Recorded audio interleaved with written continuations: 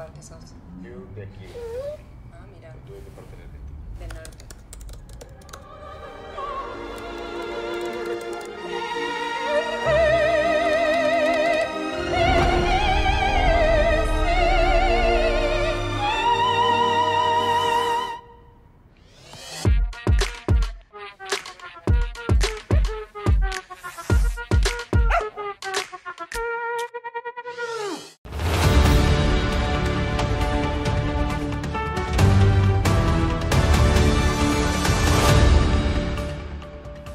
Komið sæl og velkomin í Spursmál þennan ágæta föstudaginn. Það ekki tíðindalítið af Íslandi hinu bláa, ekki frekar en fyrir daginn og margt sem hefur gengið á í vikunni sem að senni liðin og við ætlum að fara yfir hér í þættinum í dag. Eitt af því sem að tekur á sig nýja mynd umræðan útlendingamál, innflytjendur og jafnvel flóttamenn og nú hafa leigubílar og leigubílstjórar og leigubílaleyfi verið í forgrunni umræðunar. Það eru jafnvel komið fram leigubílafyrirtæki sem stæra sig af því að vera bara með Íslendinga í vinnu. Þetta þróun sem ekki jákvæð held ég að neinu leyti og við sjáum að þingmenn eru farnir að kalla eftir því að leigubílaleyfi verði einskorðuð við þá sem að tali íslensku. Af hverju það gert? Já, menn segja að það sé nauðsynlegt fyrir okkur sem að viljum nýta okkur leigubílaþjónustuna að við getum talað við þjónustuaðilana á íslensku, þeir skilji okkur og að það tryggi öryggi okkar. Þarna verið að reyna að leysa vandamál sem hvergi vandamál í heiminum þar sem að menn ákveða að taka tæknina í sínar hendur. Þeir sem hafa notað Uber erlendis vita að þú þarft ekkert að ræða við bílstjóran frekar en þú vilt. Þú slærðar bara inn í símann hvar þú ert og hvert þú vilt fara. Þú veist fyrirfram hvað þú munt borga fyrir ferðina og enginn þarf að vera í óvissu nokkuð skapaðan hlut. Við höfum ekki að flækja þessa hluti með óþarfa flækjustigi eða hömlum á vinnandi fólk.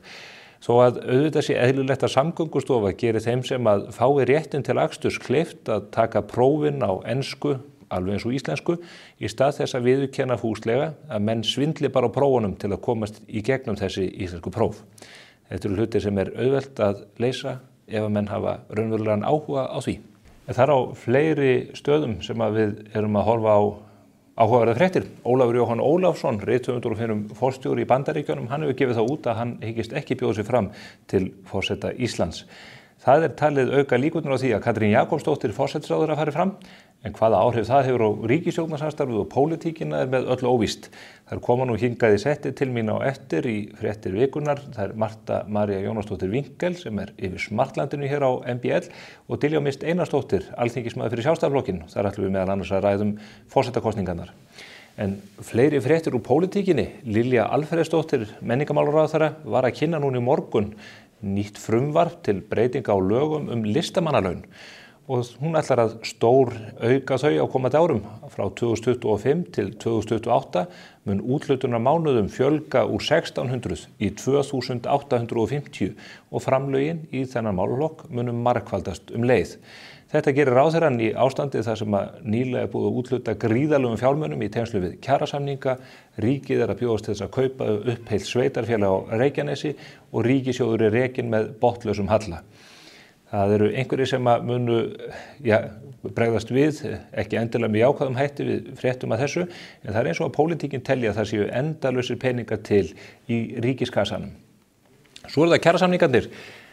Í síðustu viku eru þau tíðinda breiðfylkingin undirritaði samninga við Samtök atvinnulífsins og nú í þessari viku fylgdi VR á eftir. Formaður VR, Ragnar Þór Ingólfsson, hafði slitið sig út úr fylkingunni og taldi sig geta tryggt sínum félagsmönnum meiri réttindi eða meiri hækkanir heldur en breiðfylkingin var að semja hótaði verkfalli á Keflavíkurflugvelli og verkbann kom á móti frá Samtökum atvinnulífsins.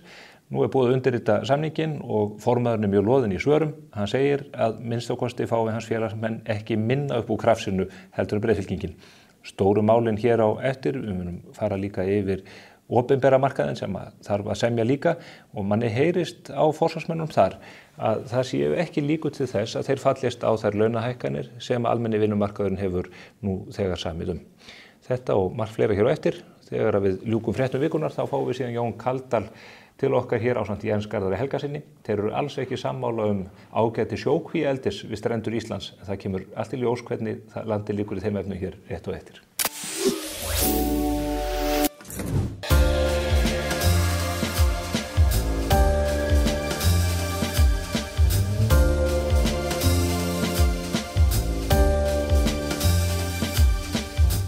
Hveragarðurinn klæðir þig vel. Við kynnum spennandi útgáfu af Sirius rjómasúkkulaði með hnetum, rúsínum og karamellumöndlum. Aðeins í takmörkuðu magni. Sirius, fyrir hið ljúfa líf. Amma sagði mér alltaf að peningar væru afl þeirra hluta sem gera skal. Það er sama úr hvað áttu kemur. Það finna allir fyrir þessar verðbólgu og háa vaxtastig. Og það er hundleiðilegt að fylgjast með umræðansindum. Eins og maður þurfa að vera einhver Nóbels hagfræðingur til að átta sig á samhenginu. En stærsta kjarabóti fyrir mig kemur með minni verðbólgu og lægri vöxtum með þetta.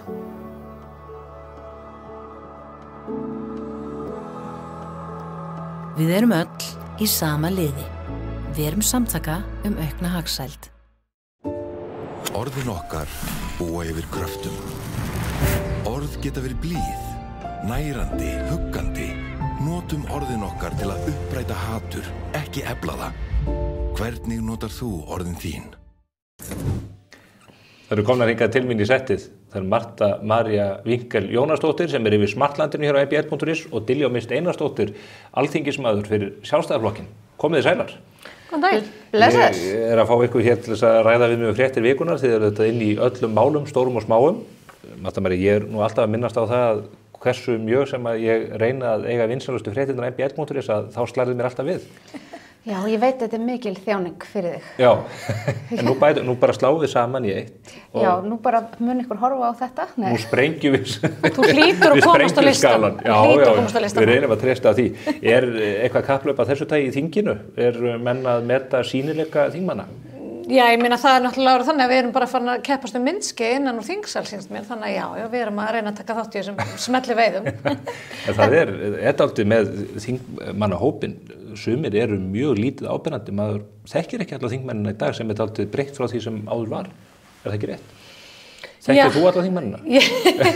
Ég þekki alla þingmennina, en hérna, er það ekki bara líka hérna, eftir hverju fólk hefur áhuga?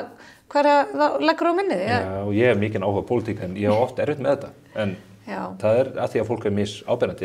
Hver er þín upplifun þessu? Marta, gætið þú talið upp alla þingmennina hér að myndir að þeim á skjánum? Nei, ég get ekki. Og þarna, já, þetta er bara, já, og já, ég get ekki, ég þekki það bara ekki sjón, sko. En pólitík gengur út á að vera sýnilegur alveg eins og bara starf fjölmiðlamannsins ekki síst í þínum geira. Já, ég held bara stundum að pólitíkusar sko, eru stundum með svona að skakka mynd að þeir halda að það snúist allt þá og eitthvað svona. Málið er bara, það er alveg hending fyrir utan að Diljá Mist, það er alveg hending ef að fólki í landinu, bara svo almenn lesendur, hafa bara alveg svona brjálan áhuga á því sem að pólitíkusar hafa fram að færa. Þú veist, það er svona, þeir eru svona meiri frambúði heldur en eftirspurn stundum. Það er 100% þannig. Er það ekki bara því að þú ert að framleiða efni sem að glepur hugan og fólk ættu þetta að fylgjast miklu meira með pólitíkina heldur á Smartlandinu? Ég er ekki sammála því, sko. Fólk náttúrulega bara, það væri náttúrulega allir bara, þú veist, í samfelldri lífsloka meðferð, lesi bara pólitíska fréttir. Það þarf alltaf að vera svona eitthvað jafnvægi og það þarf að vera gaman. Þú veist, það þarf að vera, þú veist, maður þarf að geta hlegið smá og svona, þú veist, lífið má ekki, sko, En pólitík getur verið skemmtileg. Já, en það stýrist að því að fólki í pólitík sko leyfi sér eitthvað og svona það er svo mikill svona réttrúnaður í gangi sem gerir svona umræðuna svolítið flata að því enginn vill einhvern veginn lenda undir stræti og virka í athugasemdum og eitthvað svona. Já, en svo er þetta líka svakalega vand með farið. Það er ekki eitt þar allt sko því þú nefnir þetta. Ég fekk nú bara til dæmis rosalega marga reiði posta út af fötunum sem ég var í á síðustu þingsetningu. Í hverju varstu? Svo dæmi sér tekið. Ég var í upphlutssvesti sem að amma mín hafði átt og henni hafði áskotnast. Og var fólk ósátt við þetta? Já, því að ég hafði ekki verið að nota það með hefðbundnum hætti. Já, sko. Það er brot á lögum, sko. Þú mátti ekki gera það. þetta sko það gilda sem lög. Ég verið að saka alþingismannur lögbrot. Já, nei, en það það gilda ákveðin reglur, kannski ekki lög, þú veist kannski ekki brota lög, en þú veist, það gilda ákveðin reglur þjóðbúninga og þú sko þjóðbúningavesti skal vera með þjóðbúningaskyrtu og það þarf að vera næla og pilsi þarf að vera með ákveðnum hætti af því þetta var, þú veist, svona til alls konar útfærslur af þjóðbúningum en það má til dæmis, það þykir mjög ósiðlegt að mæta bara brjóstahaldara og þjóðbúningavesti og í einhverjum svona leðubuxum, þú veist, þú mátt bara alls ekki gera það. Það var ekki það var ekki víst varst í leðubuxum. Er ekki ágætt að brjóta þetta upp og sína það að nota hefðina, endurnýtana og svona að þessi hluti geti gengið endurnýja lífdaga? Þá er það þá bara eitthvað, þú veist, þá ertu bara í vesti og gera einhver aðrar, þú tekur ekki hluti sem tilheyra búningi af þessu tagi, því að þú veist, þetta er líka bara, þú veist, svona þjóðbúningar, það er ofurbeisleg vinna sem lögð í þetta er partur á okkar menningu, þú veist þetta þarf að vera saumað á ákveðin hátt og silfrið og gullið það sem að prýðir búningin, þú veist það gengur í erfðir, þannig að þú veist þetta er bara til dæmis að því við erum mjög ung þjóð og svona, þú veist þetta er til dæmis eitt af því sem að óbúrslega svona fallegt í okkar menningu, við hefum ekkert eitthvað að vera eitthvað að Ert þú í hópi þessa fólk sem að sendi póstinn á Diljá? Kem ég upp hana, ég ekki hélt ég það í dag að ég yrði hér í setti með meiri íhaldsmannesku heldur en mér.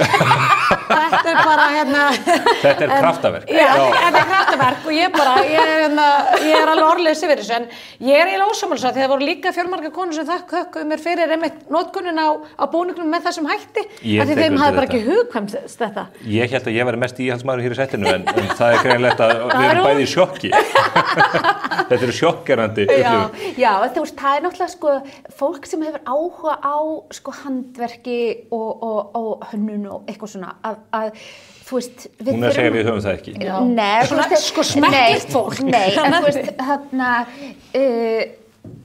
sko það er einhvern veginn, það ríkja hérna ákveðnar handverkshefðir og við þurfum bara svolítið að virða þær. Það er augljóst til að Marta er með sterkari réttlætiskennd heldur en við tvö. Miklu betri. Já, Svo það sé sagt, þá sko var ég eiginlega að herma þetta eftir mömmu minni sem á þetta vesti og notar það gjarnan með þessum hætti og hún er mesta handverkskona sem ég þekki og hún er bara í Harðangri og Klaustri helgar sko. Og hún er með mjög sterkari réttlætiskennd. Já, hún er rosalega góð kona sko. Já. En ég dreif þetta bara allt tilbaka. Það er gott. Núna eru örfáar vikur í það að við munum fá svona skýrari mynd af því hverju verði í forsetaframboði. Forsetaembættið stofnað að lögum 17. júní 1944 og byggir á ríkum hefðum auðvitað þó að það sé ekki mjög gamalt embætti en það eru svona að einhverju leyti að skýrast línurnar í þessu. Ólafur Jóhann Ólafsson var að lýsa því yfir að hann myndi ekki bjóða sig fram. Hvernig líst ykkur á þetta? Hvað haldið það gerist hér á næstu vikum? Munum við fá öfluga kandidata fram á sviði til viðbóta við þá sem nú þegar eru búin að lýsa yfir framboði? Já, til viðbóta við þá fjölmörgu öflugu einstaklingar sem þegar hafa lýst yfir framboði. Mér hefur þótt svo svolítið skemmtilegt undanfarnar vikur að því að það er svona svolítið mynd með á hann að það er alltaf svona liður í Morgunblaðinu nýir Íslendingar. Mér hefur þótt þetta vera svolítið svona, maður er að kynnast alls konar fólki sem er að sem vissir ekki verið til. Já, sem ég vissi ekki verið til og mér finnst það bara skemmtilegt. Og maður er ekki endilega vissum að það sé til. Nei, það er þín orð. Já, ég held að það munu einhverjir bætast við svona ég vil bara í næstu viku fyrir páska. Við erum hér með nokkrar myndir hér upp á veggnum af fólki sem að liggur undir feldi. Baldur Þórhallsson er þar á meðal. Felix Bergsson var hér maðurinn hans í þættinum í síðustu viku og sagði að það var orðið mjög heitt undir feldinum. Það eru nú yfirgnæfandi líkur það ekki á að þeir fari fram eða Baldur? Mér finnst vera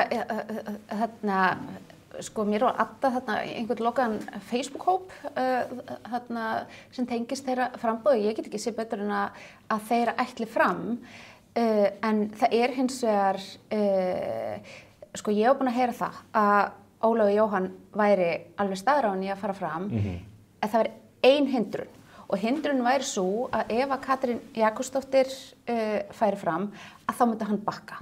Þannig að það hafi komið fréttir af því í gær að hann hafi ákveðið að bakka út úr þessu eða allir ekki gefa kost á sér að það sé eiginlega staðfesting á því að Katrín sé að fara fram.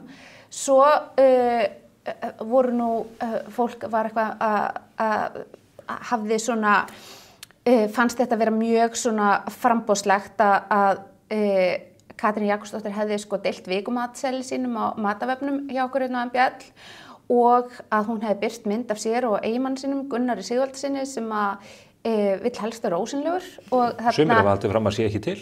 Já, en nú var það staðfest. Já, en þú veist það er kannski ekki alveg rétt að Gunnar hefði sé ósynlegur vegna þess að þau þýddu nú sama bók árið 2008-2009 svona uppeldisbók og ég fann sko gamlar ljósmyndir að þeim í kerfinu þar sem þau eru með Illu og son sinn pínu lítinn þar sem þau einhvern veginn, þá var hún þingmaður og hún þau hjónin ákvaða að nýta sumarfríið sitt í að þýða uppeldisbók staðan fyrir að fara til Spánar eitthvað. Mér finnst þetta mjög krúllegt. Þannig að það hefur birst mynd á mánuð 2008? Já, það hefur birst mynd og svo þegar þarna í vikunni þegar hún var að fagna því að Gunnar ætti afmæli og sá hún væri lánsum að þau svona væri að vega hvort annað upp og þetta er bara svona falleg færsla, þú veist, ekki hún var ekki að halda þér fram að, þú veist, lífið þeirra var eitthvað sigurhúð að dansa rósum, skilurðu, og þegar við flytjum fréttir af því að þá fann ég sem sagt fyrir nokkrum árum að þá var hún búin að fagna því að þau væri búin að vera gift í 15 ár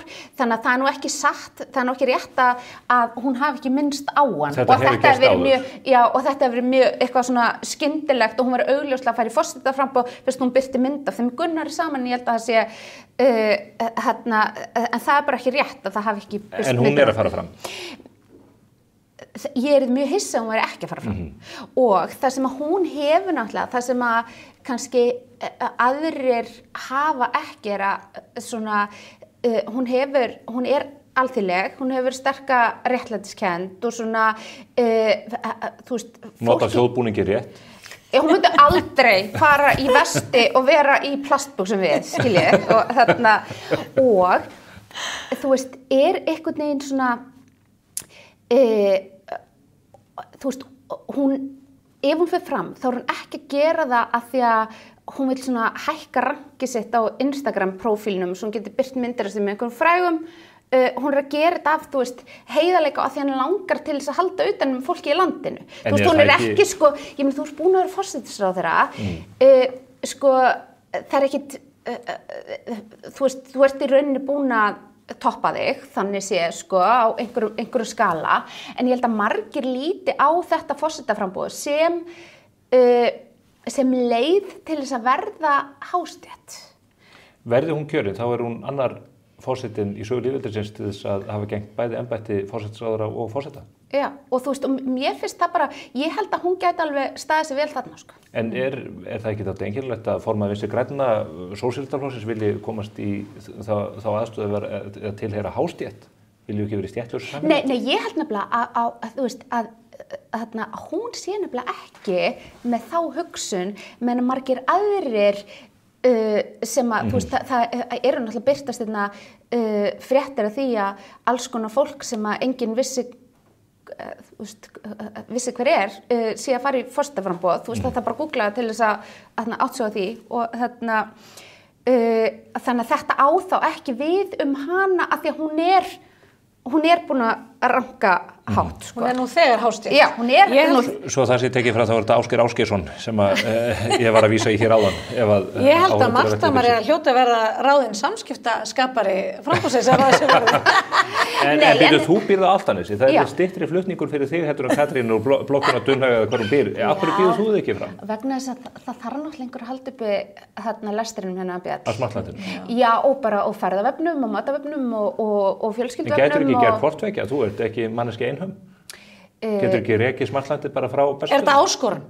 Nei, ég heit fjölda manna nefnana. Ég er bara óskaplega ána mitt hlutskipti í lífinu og hyggst ekki breyta því. Og ég held sér svo mikilvægt ef fólk ætlar svona rækta svona sína innri hamingju að það er að vera sko ánægður með stað og stund akkurat núna, vera ekki með eitthvað plan B og C og D og vera alltaf svona aðeins með annan fótinn ykkur staðar annar staðar, af því þá ertu aldrei með laser fókus á því sem þú ert að gera. Það góða punktur. Þú veist, og svona... Talandi laserfókus, ég ætla aðeins að fá að taka umræðuna Katrínu áfram. Laserfókus á mig? Ef hún situr sem forsætisráðherra í þínu umboði, þú myndar meirihlutann í þinginu sem að tryggja það að hún sé forsætisráðherra og leiði þessa ríkisstjórn sem allir eru svo ánægðir með eins og kannanir sína. Ábyrgð. Já, það mikil ábyrgð. Hvað gerist ef að Katrín Jakobsdóttir fer í forsetaframboð? Getur hún gegnt embætti forsætisráðherra í gegnum kosningabaráttuna eða verður hún að láta af embætti forsætisráðherra þegar hún lýsir í framboði til forseta? Munið þið bakka hann upp í embætti á meðan hún rekur kosningabaráttu sína? Þetta eru náttúrulega rosalega mikla spekulationir. Nei. Og ef ég ætlaði að eyða öll mínu tíma í það að spekulera hvað, þá gerði ég ekki annað. Hún á leiðinni fram. Og já, við veltum fyrir okkur út af þessu og hinnu og AB og C. Hún búin að opna á það líka. Og en ég held að það sem ég hef eiginlega oftast farið og svara fyrir í viðtölum, hverskis viðtölum sem það er hvað gerist, hvernig ætla að bregðast við þessu ef þetta gerist. Síðast þar síðast held ég að hafa verið hvalveiðar til dæmis. Hvernig ætla hvernig lifir stjórnin þetta af og svo framvegis. Og svo koma bara alltaf einhverjum hamfarir og bjarga þessu. Þetta mun gerast innan örfára vikna og ég held að almenningur er bara rétt á því að vita hvernig þingmenn horfi á það mál ef að hún fer í framboð. Mun stjórnin lifa það af? Hver tæki við sem forsætisráðherra ef að Katrín hyrfur embætti af þessum ástæðum með öðrum? Ég hef ekki heyrt neina spekulationur þetta á þinginu ef ég segir alveg svo er. Myndirðu styðja varaformann Vinstri grænna í embætti forsætisráðherra? Ég bara ekki komið svo langt. Ég bara rosalega upptekinn þessa dagana við að reyna að lyfta byrðum á litlum og meðalstórum fyrirtækjum og láta það reyna afnema jafnlaunavottun og bara með stórmál í þinginu. Þannig ég hef ekki velt svo alveg fyrir mig. Þetta er risamál. Já, en hefur í raunin ekki komið okkur borð. Þetta eru bara spekulationur eins og alla þessar sem eru umkringja okkur á myndum. Og ég veit að þið eru að velta þessu fyrir ykkur. Ekki alvarlega, nei, við erum ekki að velta þessu alvarlega fyrir okkur en það er eins með þetta og allt annað. Ég ger ráð fyrir að koma upp einhver aðstæður að þá verður það oddvitarnir sem að leggjast yfir það og tekna upp eitthvað plan eða... Lýst þér vel á Katrínu á Bessastæði? Myndirðu styðja hana í forsetakjörinu? Já, þetta, núna komstu mér í vandræði. Mér líst rosalega vel á Katrínu sem forsætisráðherra. Þannig að ég veit ekki ef ég ætla að fara að máta hana við einhver önnur embætti landsliðsþjálfara eða forseta að þá finnst mér ég svolítið vera grafnd á því sko. Mér finnst hún bara fín á þeim stað sem hún er. Mér hefur þótt hún bara standað sig mjög vel í að halda þessu samstarfi saman sem að þú lýsir sem mjög vinsælu og stemmingin hefur oft verið verri. Hún er bara ágætt þessa dagana. Ég trúi þínum átulega en það eru fleiri nöfnjar eða fleiri andlit hér á skjánum. Það er Helga Þórisdóttir sem er forstjóri persónuverndar ef maður rétt, Halla Tómasdóttir og Jón Gnarr. Eru þetta nöfn sem að strúka ykkur vel? Sko, mér finnst Jón Gnarr náttúrulega frábær. Ég fíla hann bótt. Þú myndir styðja hann? Já, mér finnst Jón frábær, sko. En svo er sko svolítið hlægilegt, sko, að því að mér skilst að 16 mann sem er búin að skila inn lista eða 16 manns. Ég lýsa yfir að ég hyggist á framboð og vilji fá meðmælendur í gegnum Ísland.is. Og af þessum 16 manns hefur bara ein manneskja haft sambandi með og óska eftir því að ég sé meðmælandi á lista viðkomandi og viðkomandi sendi mér skilaboð en svo er hann aðalega held ég verið á mandi að reyna að fá einhverja döðadrukna úlinga til þess og ég er náttúrulega að tala um Ásta Magnússon þannig að mér finnst þetta að vera svo smá skellur. Ertu búin að skrifa undir? Ég er ekki búin að skrifa undir, sko. Ég ætla nú bara svona að bíða og sjá, þú veist. Það er ekki forsetakosningar án þess Ástór sem er. Þetta er bara orðið partur af programmet. Þetta er bara svo áramótasköpið. Það kemur einu svona ári. En þetta er alveg, það hafa nokkur álitleg nöfn komið þarna upp og að þið voru að tala um Baldur áðan, það fannst mér svolítið merkilegt, ég fekk einmitt boðið hérna sama hóp og mér var svolítið merkilegt að sjá að ég held að það veri bara örfáum dögum sem að þetta voru orðið 20.000 manns eða eitthvað á 4-5 dögum sem að söfnust í hennan hóp og þannig að það er minnst einhver stemming fyrir Baldri. Að Halla Tómasdóttir, hún náttúrulega þekkt stærð, hún bauð sér fram og fekk mikið fylgi og hefur verið áberandi í fjölmiðlum og í verkefnum erlendis líka en svo dúkka upp nafn eins og nafn Helgu Þórisdóttur sem er forstjóri ríkisstofnunar en kannski er ekkert mjög vel þekkt að haldi þess það sé mögulegt fyrir fólk, öflugt fólk sem að hefur metnað fyrir því að gegna þessu embætti að koma sér einhvern veginn þannig á radarinn hjá þjóðinni. Marta, þú nú komið fólki á radarinn með einu pennastriki. Já, ég sko, ég er svona aðeins að velta fyrir mér, hvenar vakna maður upp einn morgun og hugsa bara, já, það væri frábæra hugmynd ef ég er forseti, þú veist, eitthvað svona. Og mér finnst svona bara, já, þú veist, ég held að sé svona í sumum tilfellum svona smá ofmat og eigin getu. Ég hef ekki heyrt neina fréttir af persónuvernd nema ég hef alveg heyrt neikvæðar fréttir. Það sem þeir eru, þú veist, þarna eiga í basli með að fara svona eftir verklagsreglum og svona. Þannig að, þú veist, ég hef ekki heyrt eitthvað svona að það var eitthvað svona stórkostlegt að gerast þarna, sko. Nei, ekki sem kallar á forsetaframboð. Ég veit ekki, en, þú veist, en ég náttúrulega þekki manneskjunni ekki, þannig ég veit ekki. En svo hafa náttúrulega, þú veist, til dæmis nafn Ölmu Möller hefur náttúrulega verið nefnt og ég þá að segja, já, Alma er frábær forseti. Þú veist, ég meina, hún gerði það verkum að maður nefnt að horfa á upplýsingafundina þegar kórónuveiran geisaði. En ekki maður að heyra góða fréttir inn úr landlægsembættinu, það eru allt í kalda koli. Hún er samt að vinna, ég hef heimildi fyrir því, hún er að vinna, þú veist, alls konar gott starf sem er kannski endilega fréttum. Og hún hefur, þú veist, hún er klár, þú veist, hún er, hefur svona, þetta svona elegant yfirbragð, þú veist, það er svona ákveðin reisn yfir henni og hún myndi aldrei vera sækjast eftir þessu embætti til að reyna að verða hástétt. Svona Stenström reisn. Já, þú veist, það er bara svona, þetta er svona sænskur yfirstjórnarbragur á henni. Nei, það er að minnsta kosti gott fyrir fólkið sem hefur verið að máta sig við þetta. Það virðist hafa rosalega mikla peppar í kringu sig. Við þið sjálfstraustið og það bara... Gott að hafa góða vini. Já, gott að hafa góða vini. Hefur enginn verið að hvetja þig? Nei, það hefur enginn verið að hvetja mig og ég er ekki... Við bætum úr því eftir. Ég held jafnvel að fjölskyldun myndi draga mjög úr mér að gera eitthvað svona, sko. Þannig að ég þarf greinilega að fara að taka eitthvað til í vinahópnum með mér. Já, það fáið betri vinni. Þú veist, það er bara vinni í tengslanetinu. Það er bara svona endurnýja það. En talandi um yfirstétt, þú fluttir mergjaða frétt í vikunni af fasteignaviðskiptum. Inga-Lind Karlsdóttir var að selja einbýlishús á Arnarnesi á 850 milljónir.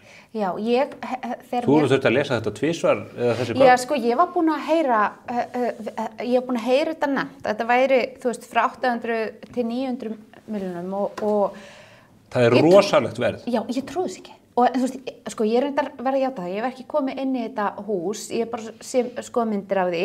Það er myndir af því inn á VF Arkitektastofuna Gláma Kím. Af hverju hefur ekki verið með heimilislíf hjá henni? Góð spurning. Nú er það orðið of seint. Bara nýja slotið. Það var nýja slotið. Já, og þannig að, þú veist, ég átta mig alveg á því að þetta er einstök staðsetning og allur efniviður er mjög vandaður og náttúrulega allt sem að Gláma Kím gerir er mjög vandað og svona. Og húsið er 800 fermetrar. Þetta er bara eins og meðal fjölbýlishús. Já, það er 850 held ég. Eitthvað sem 759. Já, ok, já. Eitthvað svona. Okay. En allavega, þú veist, það er alveg hægt að vera upp á kant við fjölskyldumeðlimi á þess að... Hitta þá. Já, þú veist, það er bara kostur kannski fyrir einhverja, ég veit ekki. En nei, þetta er greiðlega fallegt hús, en þarna erum við að sjá tölur sem við erum ekki vön að sjá. Og þú veist, ég meina, það var ein manneskja sem reyndi þetta fyrir nokkrum árum þó hún setti Sunnuflöt 48 á sölu. Þú nú komið inn í það hús. Já. Sæla minninga. Já. Það var 1000 fermetrar. Já. Á sín tíma fókælt. Hvaða leynifélag var starrað þar? Ja, þetta var samkvæmisalur. Nei, en svo er það líka húsið út á Hrólskálamel, er það ekki? Eða Hrólskálavör, sem Skúli Mogensen seldi á sín tíma. Já, sem Davíð Helgason býr í dag. Já, en með minni, sko... Fór það ekki á 600 milljónir? Já, fór 650 og var... og það er náttúrulega örugglega miklu verðmætari í dag af því að það var sko gert fókælt. Mér sagt. Eftir allar þær fínu innþykar sem þar voru. Já, nú er allt svona ljóst. En er þetta ekki staðfesting á því að það búa tvær þjóðir í þessu landi, Diljá? þetta það jafnaða samfélag sem að við stærum okkur af þegar fólk að selja hús á 850 milljónir? Já, hugum minn auðvitað bara hjá nágrunum út af fastegnamatinu. Fastegnagjöldin munu rjúka upp á öllu valdi. Það nú eitt mál sem að því að hérna við stjórnmálamenn erum alltaf með svo leiðilega innlegg sko, ég bara verða að vera Buzz Killington hérna, það nú eitt mál sem ég hef verið að taka á þingi. Við erum að tala hérna fallegustu hús á Íslandi og Dilja ákveður ræðu fasteignagjöld. Ég bara fór bara strax ég sá sem rétt og það var fyrst sem ég hugsaði bara, wow, brekka fyrir nágrannana sko. Já, en sko málið að hérna, sko, með minnir að fasteignamati sé eitthvað kringu 400 milljónir. Þú veist, og það er ekki að því oft svona fasteignamati svona eitthvað stað nálagt söluverði en þarna náttúrulega bara ekki mjög nálagt. Þannig að þú veist, þannig að það alveg heiminn og hafa milli fasteignamats og svo söluverðs. Við byggjum bara fyrir nágrunum og vonum að þeir ná að selja bara áður en að nýtt fasteignamat verði gefið út. Ég held að það sé lag að gera það núna sko. Já. 1, 2 og 10. Mér langar til að nefna við ykkur annað mál sem að tengis nú málaflokki sem að þú hefur verið að fjalla talsvert um. Það flóttamannamálin, innflytjendamálin og það mál sem að ég minntist á hér í inngangi mínum. Það þessi leigubílamál. Flokksbróðirinn Ásmundur Friðriksson vill núna gera það skilyrði að menn tali íslensku ef þeir ætla að aka leigubíl. Hvar ætla menn að stoppa í slíku? Verður þá ekki sömu skilyrði sett á fólk sem að starfar í veitingageiranum og Já, eða leikskólum við að kenna börnum. Já, eða þar, já. Já, ég get auðvitað ekki svarað fyrir þeirrar fyrirætlanir. Ég sá þetta nú bara í Morgunblaðinu, sko, þessar hugmyndir. Þar sem fréttirnar berast. Þannig að þar sem að fréttirnar berast. Við sem erum ekki bara í smellunum, sko. Þannig ég á eftir að kynna mér hvað þar býr að baki. Ég veit að það einhver svona skilyrði í Danmörku og mér hefur nú fundist að ég hef nú aðeins verið að kynna mér þessi mál og afla mér upplýsingum þau. Að aðalágefni finnst mér að það verðist að vera einhver brotalögum á prófaframkvæmdinni. Að mönnum hafi verið leyft að vera með síma í prófi og það eru auðvitað ótækt að í hvað prófi sem það að þú getur verið með hjálpartæki. En þá ekki eðlilegra bara að menn fá að taka þessi próf á ensku þegar þú fyrir tekur leigubíl í París að þá gerur ekki kröfu til þess að leigubílstjóri tali reiprandi frönsku? Nei, það finnst mér og sömuleiðis sko, ég meina maður alltaf fyrir sig hverjir sem nota leigubíl á Íslandi. Ég myndi nú halda að það væri eiginlega jafnvel mikilvægra að þeir getur tjá sig á ensku en án þess að ég sé gera lítið úr móðumálinu sko. En svo líka komið frá tækni bara eins og við þekkjum frá Uber þar sem þú þarft ekki að ræða við bílstjórann, þú bara gefur hvar þú ert og hvert þú ætlar að fara. Ég mjög mikill Uber aðdáandi. Erum við ekki bara einhverju 19. aldar umræðu hérna? Já, þetta var eins langt og við komumst. Við fórum auðvitað til lagabreitingar, nýbúin að innlega mikið frelsi á leigubílamarkaðnum og það er auðvitað bara eftir smá tíma þegar komið reynsla og það er ekkert óeðlilegt að þessi fara yfir framkvæmdina, hvað hefur gefist vel og hvað hefur gefist illa. Nú hafa íslenski leigubílstjórar gagnrýnt þessa lagabreitingu og kennt henni mjög alvarleg brot. Já, þeir hafa auðvitað lengi barist gegn auknu frelsi á leigubílamarkaði. Ég hef hins vegar stutt það, en eins og ég segi, það sem hefur komið upp út úrnum af því að ég hef aðeins verið að kynna mér þessi mál, það er aðalega svona einhver brotalögum í framkvæmdinni á veitingu þessar leyfa og það er bara mjög mikilvægt og mér finnst mjög gott að bæði Birgir og Ásmundur hafa verið að taka upp þessi mál og svona verið að skoða honum í kjölinn, þannig að framkvæmdin sé í lagi, en varðandi íslensku skilyrði þá er ég ekki þar sjálf. Hvað segir þú, Marta?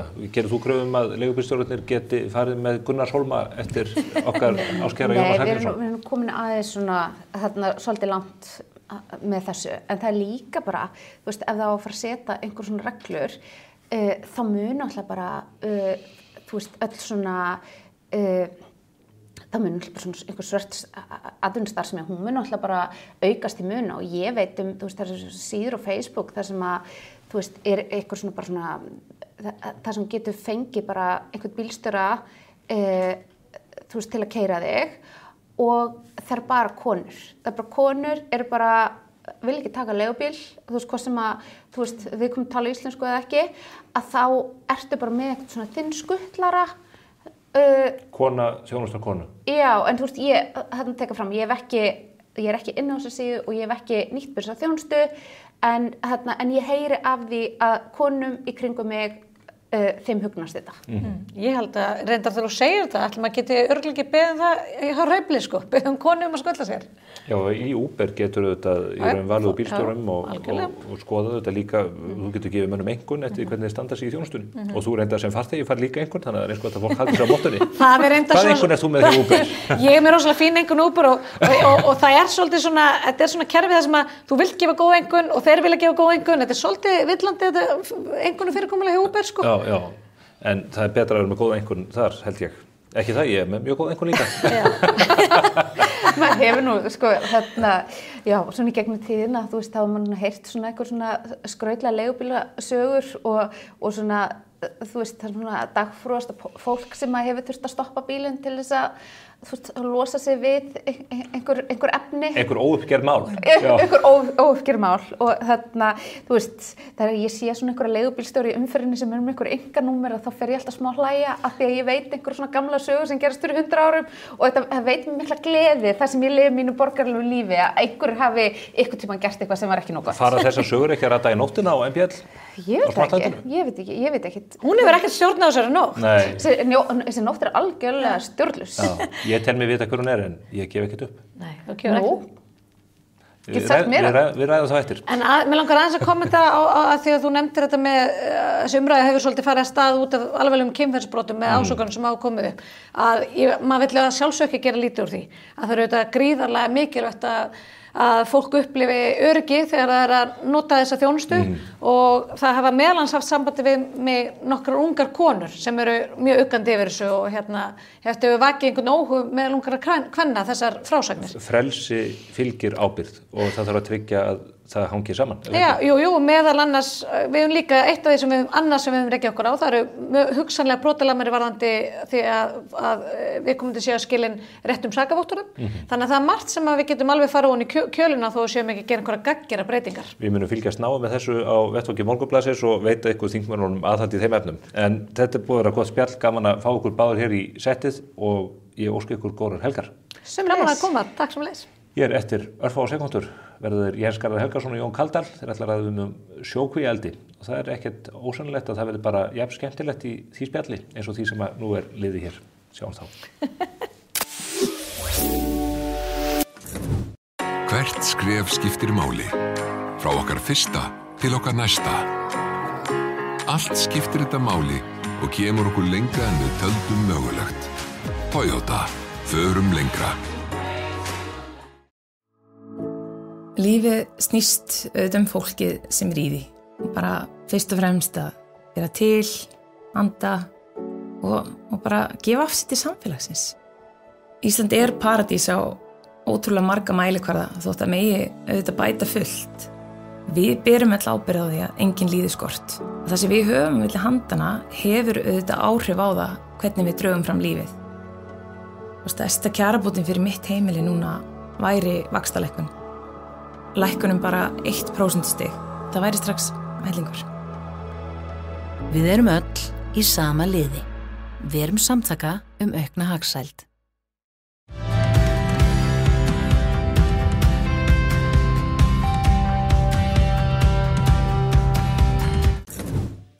Komið sæl aftur. Þeir eru komnir hingað til mín. Þeir Jón Kaldal frá Íslenska náttúruverndarsjóðnum og Jens Garðar Helgason sem er laxeldismaður að austan, svo við höldum því svona þeirri skilgreiningu opinni. Ég ætla að fá til að ræða hérna laxeldismálin við mig. Þar berast menn eiginlega á banaspjótum í hverju mánuði á meðan að greinin vex og vex. Velkonir báðu tveir. Takk fyrir. Mér langar til að byrja kannski spjallið út frá tveimur greinum sem að ritaðar voru annars vegar á Vísi og hins vegar í Viðskiptablaðið. Þetta byrjaði á grein sem að þú ritaðir Jón á Vísi í tengslum við nýja skýrslu sem að Hagfræðistofnun Háskóla Íslands vann og síðan svargrein Heiðrúnar Lindar Marteinsdóttur sem er framkvæmdastjóri samtaka fyrirtæki sjávarútvegi. Þetta er skýrsla sem að þið létuð vinna. Getur þú sagt mér svona undan og ofan að því hver niðurstaðan af þeirri rannsókn var? Já, við varum svona forvitin að reyna átt okkur á þessari hver væri þjóðhagslega hagkvæmni þessari greinar, hagkvæmni. Og auðvitað vissum við að það sem eru ný störf í boði hefur það góð áhrif á sitt nærsamfélag. og hann nokkuð langar að vita bara hvað skilur þessi iðnaður eftir því að þetta er tíðrætt útflutningstekjur en gleyma ofta ræðum þeir sem eru í iðnaðinum gleyma ræðum það sem verður eftir og eins og við vitum að það var það sem skiptir máli fyrir verðmætaaukningu. Þannig við fengum Hagfræðistofnun til þess að kafa ofan í þessar tölur og líka skoða tímabilið frá 2014-15. Já, bara fram að þetta skýrslan var birt síðasta haust en í seinti nóvember.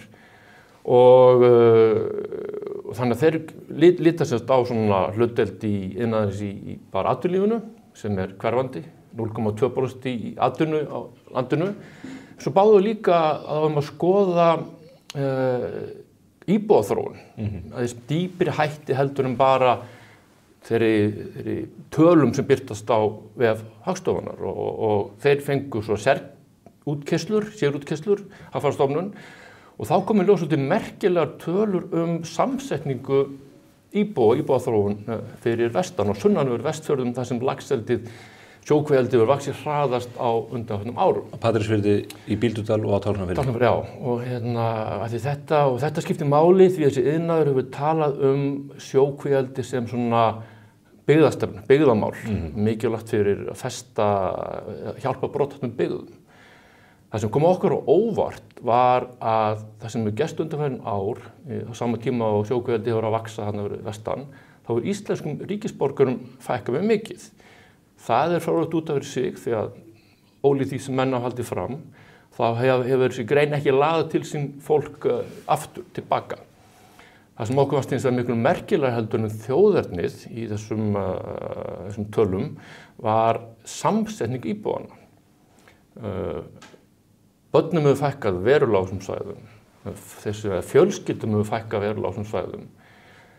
Hlutfallið milli karla og kvenna hefur versnað í konum í óhag, þeim fjölgar mikið sem búa einir og það er mikið af einhleypum erlendum karlmönnum sem búa þarna og samkvæmt skýrslu Hagfræðistofnunar þá eru svona skýr merki það að þessi þorp séu að verða svona hálfgerðar verbúðir. Fólk líti ekki á þetta sem heimili til frambúðar, karlmennir koma og dvelja í skamman tíma og vinna og fara svo aftur. Og þetta er ekki góð þróun og þetta er algjörlega á öndverðu við það sem talsfólk þessi iðnaður hefur haldið fram. Er það upplifun þín þegar þú ferð þarna vestur að þetta sé að breytast í verbúðir? Sko, ég var þarna síðast vestan í síðastli haust og þar áður var ég þarna í 2020, 2021 fór í ferðalag Vestfirði og mér finnst, ég í stuttum heimsóknum þá get ég ekki lagt mat á það hvort að þetta sé neitt öðruvísi heldur en annars á landinu. Ég lagt sama hvar maður kemur þá eru útlendingar í afgreiðslustörfum og þjónustustörfum sem bara mjög fínt.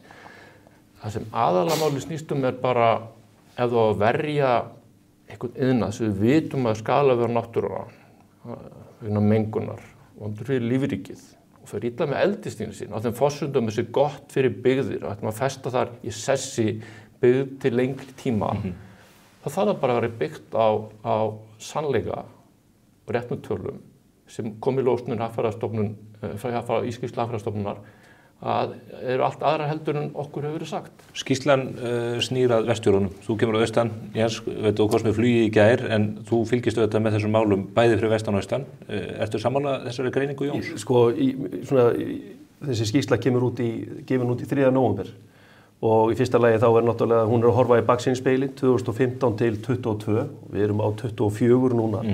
Og bara til þess að taka það fram, þá voru útflutningsverðmæti fiskeldisafurða í janúar og febrúar 13,3 milljarðar. Þannig að einhver myndi nú segja að þeir mólar væru líka brauðin í hagkerfið. Ég fór svona að veltaði fyrir mér að því að síðan fara þau birta núna í febrúar, þannig að birta skýrsluna og þá fyrir ég að velta fyrir mér á 3 mánuðir er búin að vera með þessa skýrslu og fara svo að tala hann í febrúar. Þannig að þau hafa lesið skýrsluna og þar kemur fram að íbúðaverðið búið að þrefaldast, störfum hefur fjölgast, milljarða fjárfesting og innspýting inn í Vestfirði og á Austfjörðum líka, þannig að minna talað Austfirði í þessari skýrslu heldur en Vestfirðina, þannig að við skulum kannski horfa á Vestfirðina þá. Og meðaltekjur hafa hækkað, Þannig að það verið að byggja hús, það verið að stækka hafnir, það verið að fjárfesta gríðarlega mikið, bara núna seinast 5 milljarða laxavinnsla á Bólungavík, svo eitthvað sé nefnt. Og þá hafa ábyggilega verið að lesa skýrsluna, það tekið á 3 mánuði til að átta sig á því að á Bíldudal búa fleiri karlar heldur en konur. Út frá því er svona spunnið eitthvað sem að kemur fram og ég átta mig á því að Jón á erfitt að meta þetta með því að rúnda Vestfirði. En við þekkjum þetta sem búum í þessum samfélögum, við þekkjum það og sjáum það, hvað þessi atvinnustarfsemi hefur gert fyrir þessi byggðarlög og hvað hún hefur gert fyrir þessa fjórðunga. Þetta ekki bara störfin sem að verða til, þetta hríslast út allt samfélagið.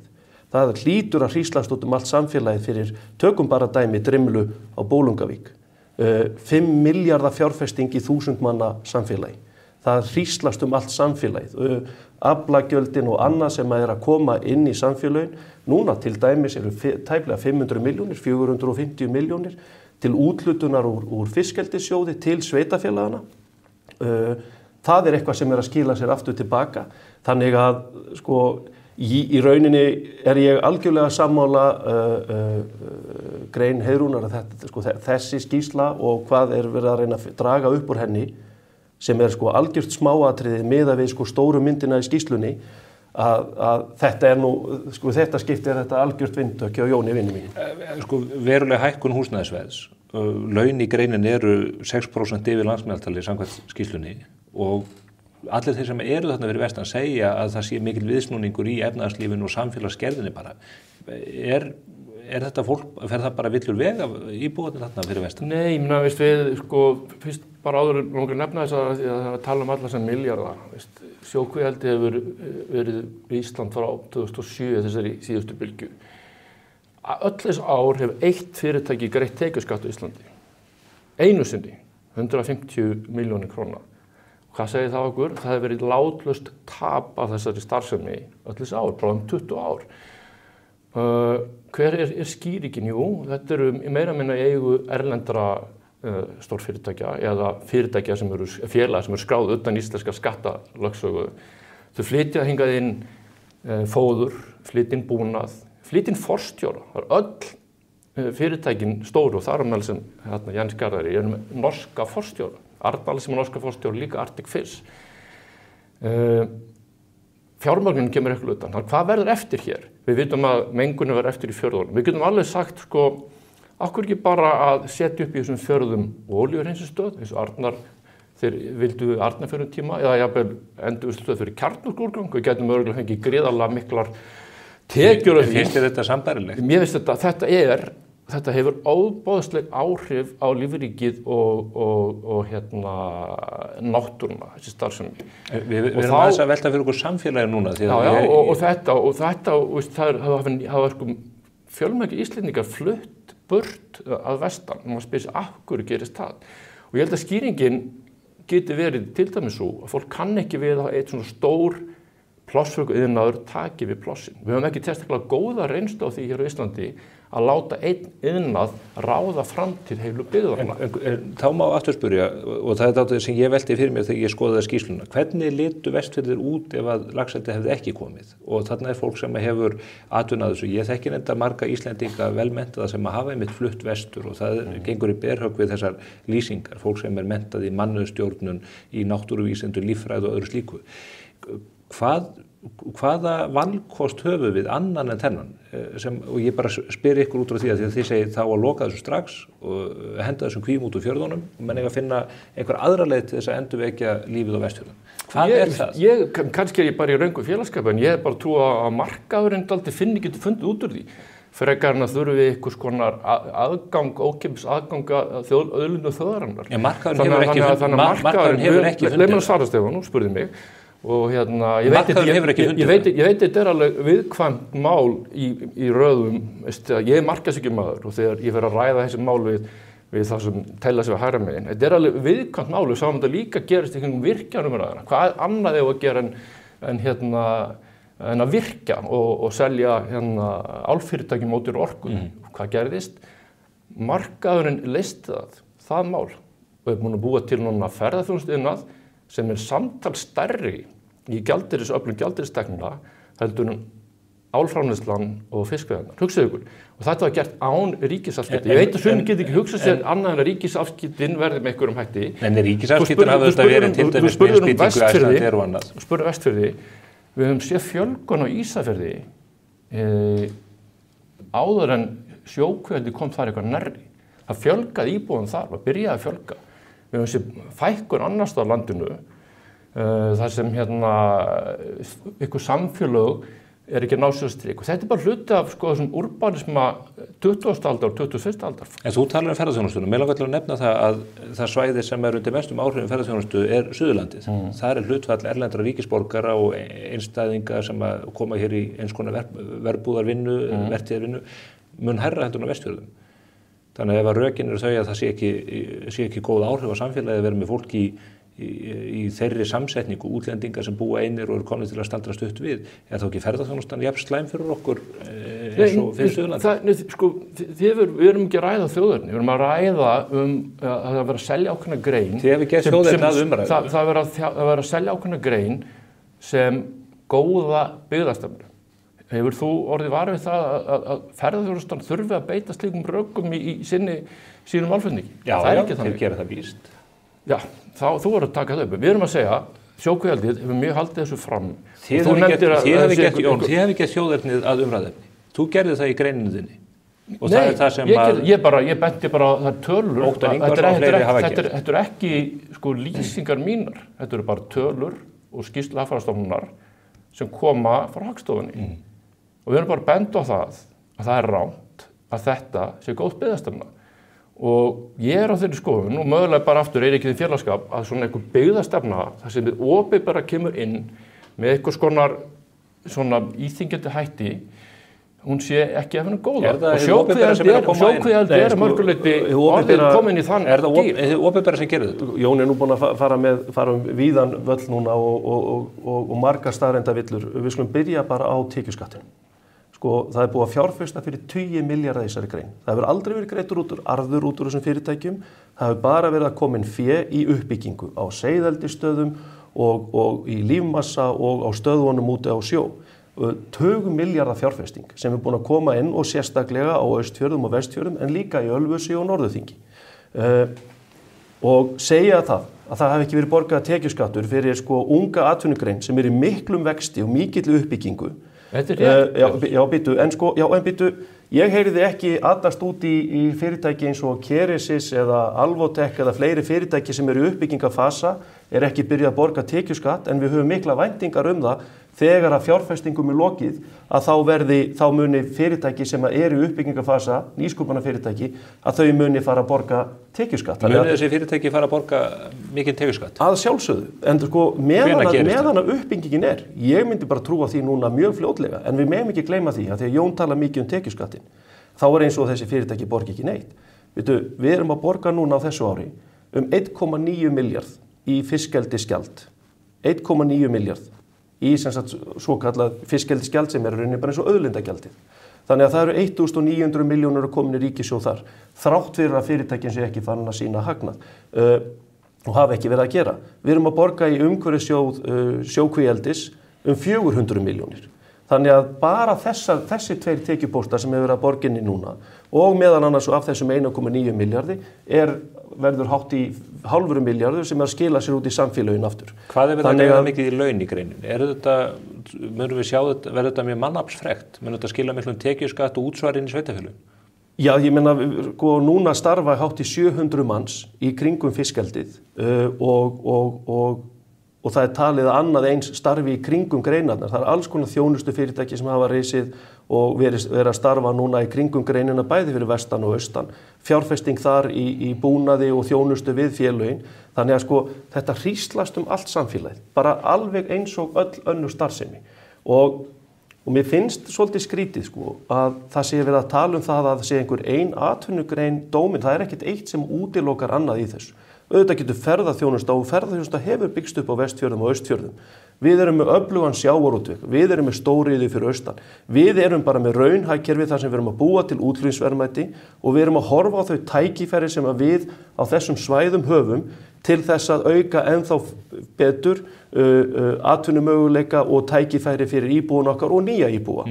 Og það einmitt þannig að við sjáum það til dæmis fyrir austan og það var nú bara gerð könnun fyrir vestan því að það er verið að tala útlendingana að í fyrirtækjunum sjálfum, í Arnarlax og Arctic Fish starfa ekki útlendingar, ekki það sé eitthvað slæmt.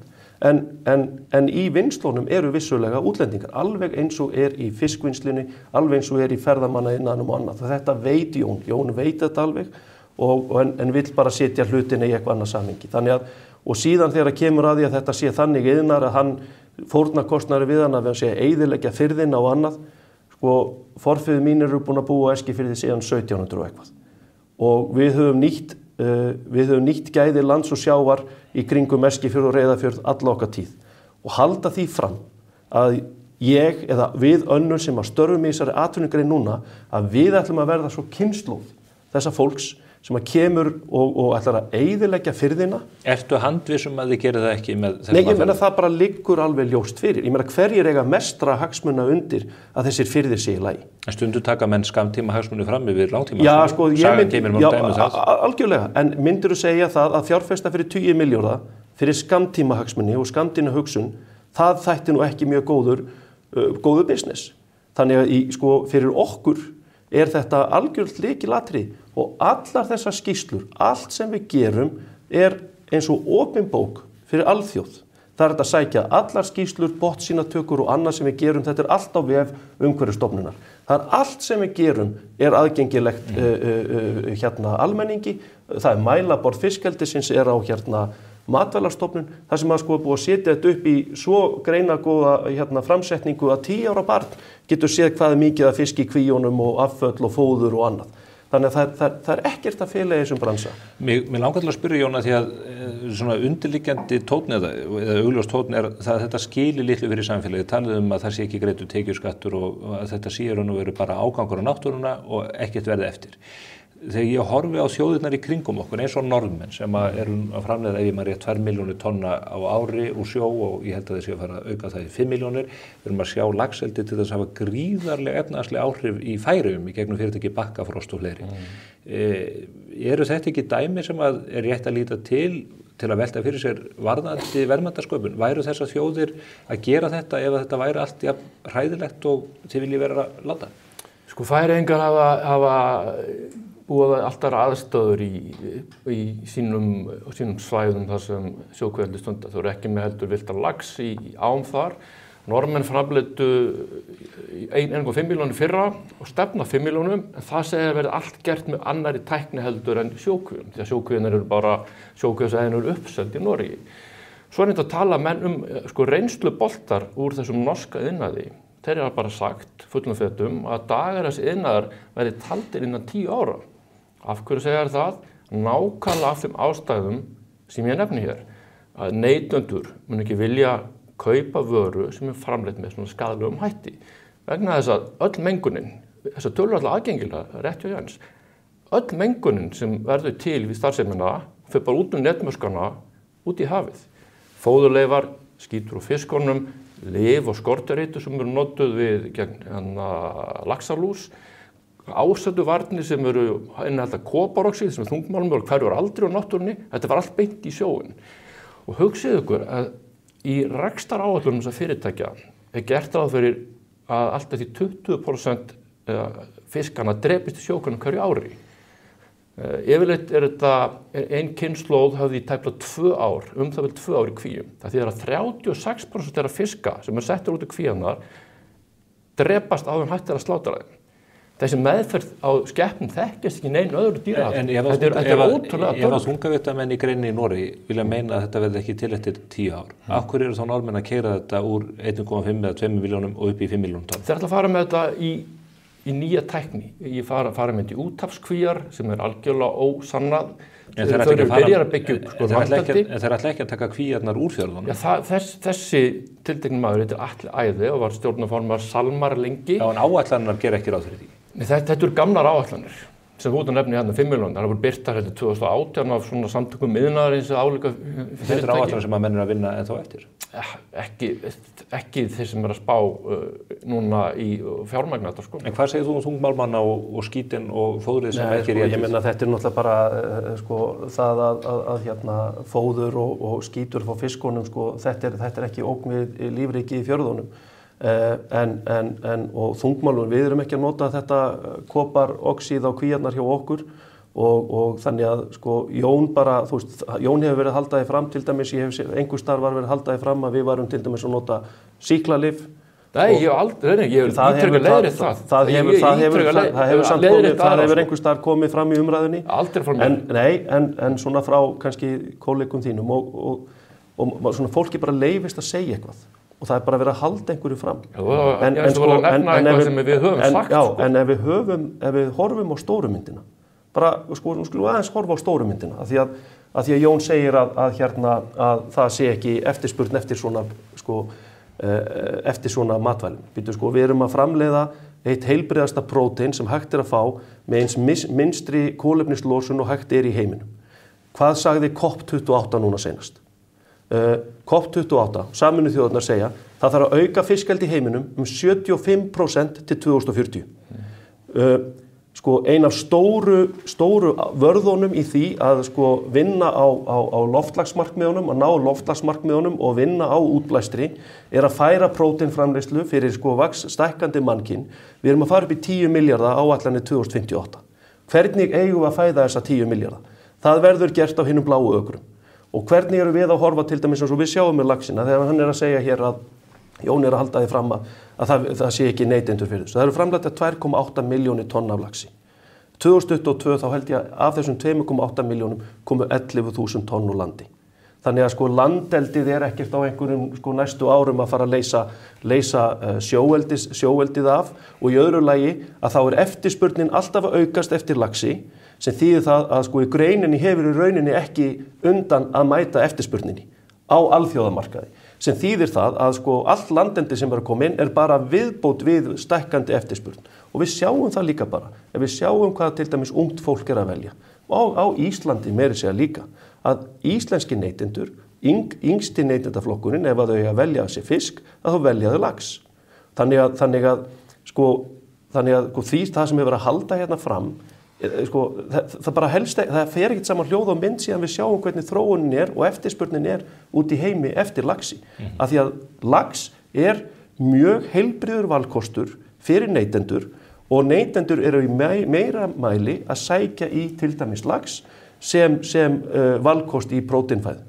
Þannig að þetta er bara ekki rétt, Jón. Ef þú horfir á myndina og þú sér þetta, þá held ég að þú verður aðeins að tóna þig niður þegar þú segir að það sé engin eftirspurn eftir þessari vöru. Af því að við höfum í rauninni ekki undan. Og þess vegna eru verðin svona há til dæmis fyrir lax í dag.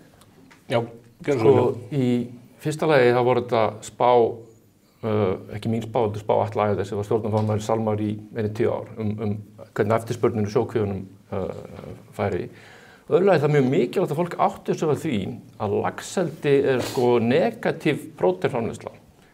Laxinn er ólíkt eða öllum öðrum fiskitegundum sem eru framleiddar í sjó er að hann er svo ofarlega í fæðukeðjunni. Til að framleiða eina máltíð af laxi þarf prótein og næringarefni sem duga í 34 máltíðir fyrir mannesku. Þetta er allt, laxi er svona 4% af því sem fiskeldi heimsins og þegar við erum að tala um að auka fiskeldi heimsins þá er ekki að tala um að auka laxeldi sem er lúxusvara. Það hefur birt ítaka fréttir núna um það í vetur að rányrkja undan ströndum Vestur Afríku á uppsjávartegundum þar vegna meðal annars laxeldis eru að aukast þannig að þjóðirnar fá ekki fiskinn inn á borð til sín vegna þess að vera að nota þetta sem olíu. Þetta fer til Noregs, þetta fóður. Þetta er staðan í. Við erum að spyrja, eru þið að kaupa fóður sem að framleitt með þessum hætti? Þetta er náttúrulega, þetta er nú alveg ótrúlegur málflutningur. Það er eins og en þetta er bara úr heimspressunni. Já, en hvaðan kemur til dæmis mjölið og lýsið? Mjölið og lýsið kemur úr kolmuna og síðan kemur hann til dæmis úr afskurði af síld og makríl. Og hluti af loðnunni hefur stundum farið í fiskimjöl og lýsi. síðan eru meira inn í hérna laxafórunu eins og repjuolía og sojamjöl og annað og allt fóður sem við notum allt með vottunum sem að hérna staðfesta það að það sé ekki stunduð einhvers konar rányrkja eða eitthvað slíkt. Þannig að sko við erum að sinna mjög kröfuhörðu markaði og þegar Jón segir að það sé lúxusvara, við verðum að átta okkur á því. Það sem betur fyrir lifum við í heimi það þar sem að sko fólk alltaf að hafa það betur og betur, heilt yfir. Og millistéttin og þeim sem hafa meira milli handana að fjölga. Þannig þá ekki betra að þetta fólk velji fæðu sem valkostur með lágt kolefnisspor frekar en að fara í nautalundir eða annað. Sko, við verðum bara að horfa á það getur vel verið að Jón haldi það að við getum bara flutt út hérna kolmuna og sagt við fólk, millistétta fólk einhvers staðar í Kína eða Bandaríkjunum það bara að borða þetta því að það sé miklu skynsamlegra. Það bara ekki þannig. Svanga fólk í Afríku, hérna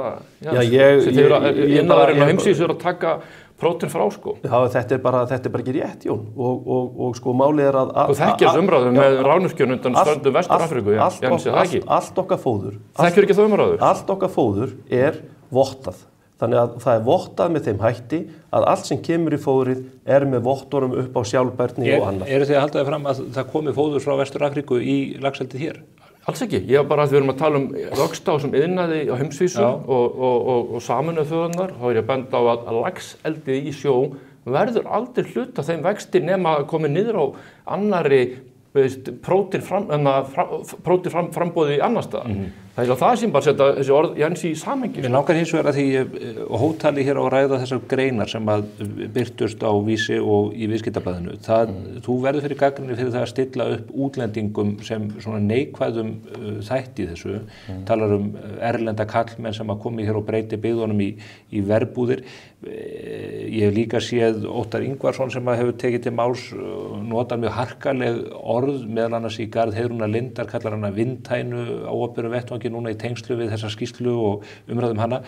Er þetta ekki dálítið eitruð umræða þar að segja að stilla útlendingum upp sem andstæðingum ykkar í þessum málflutningi? Jú, alveg sakarlega og það átt á því, Stefán, að það ekki okkar verk að stilla þeim upp sem andstæðing. Mér bara í þessari grein sinni. Gerir þú það ekki í greininni? Alls ekki. Við erum bara að tala samsetningu íbúa og... Þú talar að þetta sé neikvæð þróun? Sko við erum að tala um neikvæð þróun að Íslendingar að flytja burt úr þessum byggðum. Erum við ósammála það hér, að það sé neikvæð þróun? Og ég held að það muni gerast og mögulega hefur það gerst út af sjókvíaeldinu. Því ég veit, ég tala við það marga á Seyðisfirði. Það sem 75% heimahús á móti því að þessi iðnaður komi onni í fjörðin sem Jens vill fara með fjörðið þeirra. Og það fólk segir við mig, við munum bara flytja hérðan ef þetta kemur hérna. Vilja menn það? Ég þekki ekki hvort að það sé ástæðan fyrir vestan.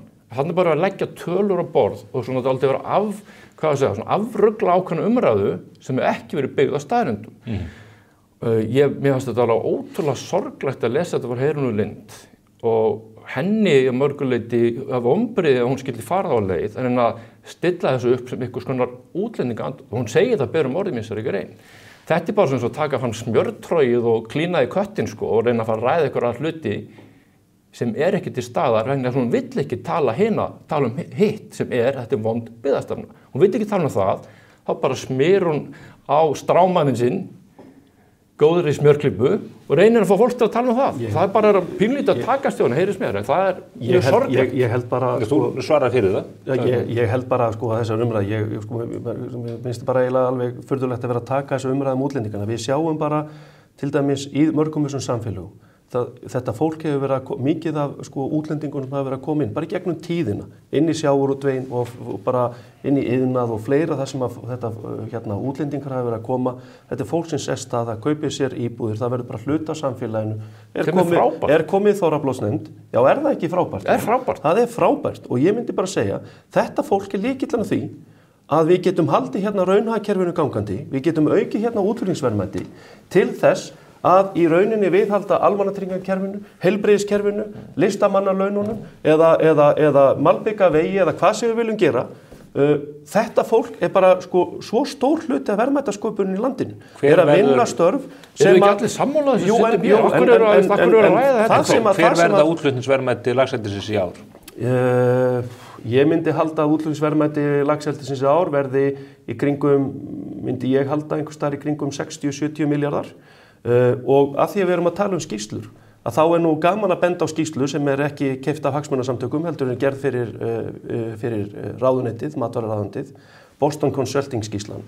Hún segir að við getum farið í þá stöðu 2032 að útflutningsverðmæti fiskeldis geti orðið 240 milljarðar árið 2032, skapa 7.000 störf og skila tæplega 50 milljörðum inn í ríkissjóð. Myndi þetta ekki að muna þetta? Ég heldur betur en við skulum aðeins skoða að þú nefndir upp að þáttarins iðnaður vaxið og vaxið, hann hefur ekki vaxið og vaxið. Hann nefnilega hefur frá því að metárið 2022, Jens var það ekki, þá framist það verið minni 2022, 2023, já þetta var 21 sjálfsagt.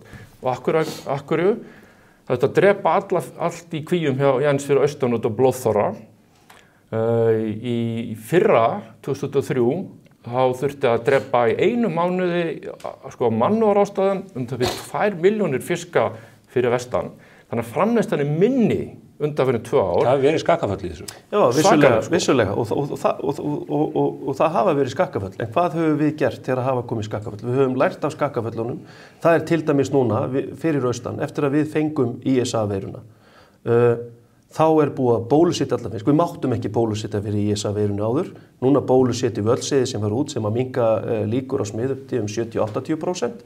Við höfum skipt svæðunum með algjörum eldveikjum og milli allra eldissvæða. Þannig að engin búnaður eða starfsmenn eða annað sem fara á milli svæðana. Þannig að við höfum í rauninni gripið til þeirra aðgerða sem verið að boða núna í nýju frumvarpi að verði gert. Við erum nú þegar búin að gera það. Þannig að það ekki þannig að menn haldi bara áfram þegar það koma upp áskoranir þá bara eins í allum öðrum atvinnugreinum.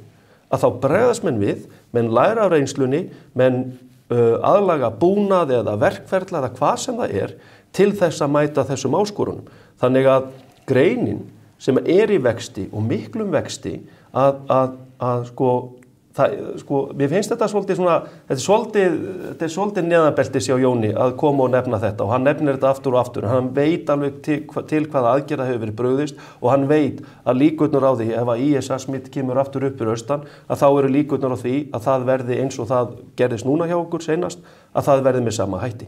Að því að Jón veit að við erum búin að bregðast við, að því ég búin að segja honum það. Hver voru afföllin hjá okkur í fyrra? Ég spyr vegna þess að því menn tala að læra af reynslunni og vöxturinn hjálpa ykkur litið. Vöxturinn þvert á móti eykur afföllunum kvíunum og þetta að gera svolítið allan heim. Ykkur leit út af vaxandi sjávarhita en afföll í sjókvíum í laxeldi að aukast ár frá árum allan heim. En ekki afföll í allri matarframleiðslu? Jú, en við erum bara að sjá okkur á tölur þarna sem við sjáum ekki okkur einni annari atvinnugrein í matarframleiðslu. Það eru svo skelfilegar. Hugsaðu ykkur að upp undir 40% af dýrum í okkur bóndæmdu drepast á 2 ára tímabili. Hann í sviptur leifum leið. Hvað drafst mikið af fiskum hjá? Hver prósenta? Við höfum nú fulla samúð með því þegar að bændur lenda í skakkaföllum eins og þegar að menn lenda í því að þurfa að skera niður stofninn sinn út af riðum. Skelfilegt. Ég meina þetta bara hluti af því að vera bóndi að þú getur lent í skakkaföllum. Hvað var prósentan í fyrra hjá? Ég nú bara ekki með töluna í kollinu núna. Það er ekki þessa tölu sem þú ert að nefna, Jón. Það var herri á Íslandi, það voru 23% í öllu eldi. Þetta eru tölur sem við munum kalla eftir á Morgunblaðinu. Við erum því miður brunn upp á tíma. Þetta þetta svo gríðarlega stórt mál og það verður mikil framþróun í þeim efnum núna þegar þessi löggjöf kemur til skjalana og auðvitað þegar við förum að sjá hvað kemur upp úr kvíunum á þessu ári og næstu árum. Ég mun ábyggilega eiga inni annað spjall við ykkur félagana ef að þeir eru tilbúið til að mæta hér til mín. Takk fyrir að bjóða okkur. Þá ekki meira á vettvangi spursmála þennan föstudaginn. Ég vona að fólk fari inn í helgina og fá sér gott að borða, hvað sem það lax eða naut eða bara grænmetið eins og sem við vilja frekar velja. En við sjáumst á vikuliðinni, verið sæl.